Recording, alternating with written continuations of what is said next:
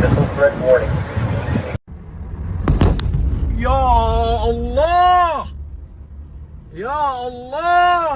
Ya Allah! Ya ইরানের বিরুদ্ধে বড় পরিসরে সামরিক অভিযান শুরু হয়েছে।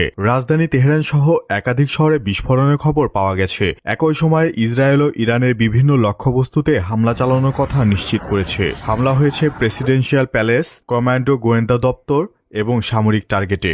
মার্কিন বাহিনী মধ্যপ্রাচ্যের ঘাঁটি ও বিমানবাহী রণতরী থেকে ধারাবাহিক বিমান হামলা চালাচ্ছে বলে জানা গেছে। মূল লক্ষ্য হিসেবে ধরা হচ্ছে ইরানের পারমাণবিক কর্মসূচি, ক্ষেপণাস্ত্র সংরক্ষণ কেন্দ্র ও বিপ্লবী গার্ড সংশ্লিষ্ট স্থাপনাগুলোকে।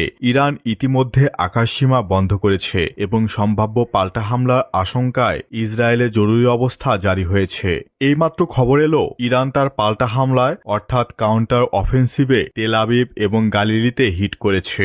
বিপদে এখন ইরানের একমাত্র ভরসা চীন। চীন যদি এখন সর্বাত্মক সহায়তা না করে তাহলে সামনে বৈশ্বিক রাজনীতিতে আসবে নতুন মোড়। সর্বশেষ খবর পাওয়া পর্যন্ত ইরান আবারও ইসরায়েলকে লক্ষ্য করে মিসাইল ব্যারেজ ছুড়েছে। ইরান কাতার ও বাহরাইনে অবস্থিত মার্কিন সামরিক ঘাঁটি লক্ষ্য করে পাল্টা হামলা চালিয়েছে। কাতার ও বাহরাইন তাদের আকাশসীমা বন্ধ করে দিয়েছে।